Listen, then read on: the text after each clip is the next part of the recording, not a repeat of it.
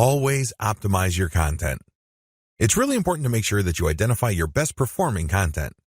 This is not easy to do with Twitter.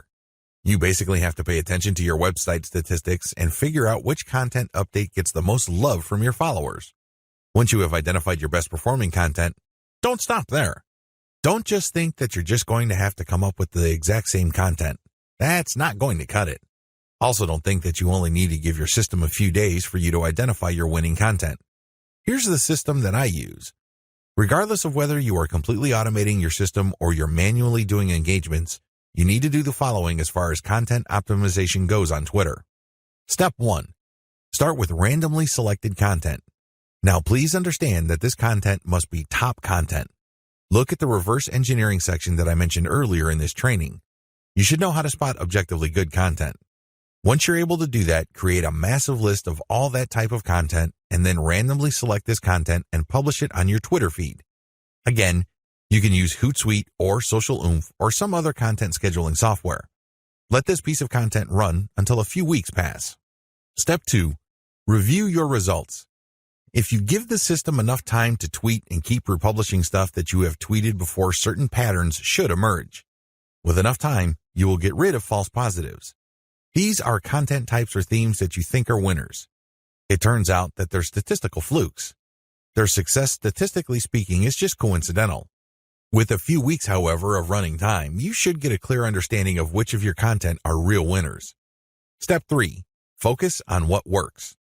At this stage, you should have a clear understanding of what truly works. These tweets are no joke. If you tweet this type of content, you can rest assured you will get quite a bit of engagement and click-through from your Twitter feed. You need to create more of this type of content. If you don't have the time or resources to do that, you should find other third-party content that is just like your winning content. Focus on what works. Scale it up. Pair it with your squeeze page tweets. Pair it with your content that leads to ads or other conversion devices on your website.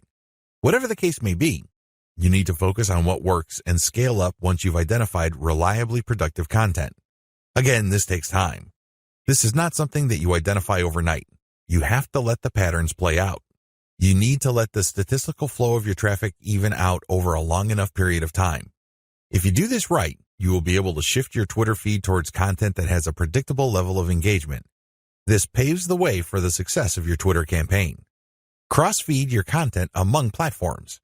If you notice that you have winning content on Twitter, don't just leave it at Twitter. There's a good chance that people on other platforms would appreciate that same content. Take that content and share it on Pinterest or Instagram. If you are sharing third-party videos and they do really well on Twitter, share them on your YouTube channel. Whatever the case may be, cross-feed or cross-pollinate your content among different social media platforms. There's a lot to choose from. There's Pinterest, Instagram, YouTube, Facebook, Reddit, and Quora, among many others. Mix and match. Pick your very best content. Try along different platforms and identify what works. Once you identify that a particular type of content that you tweet also does well on another platform, publish more of that stuff. Scale it up.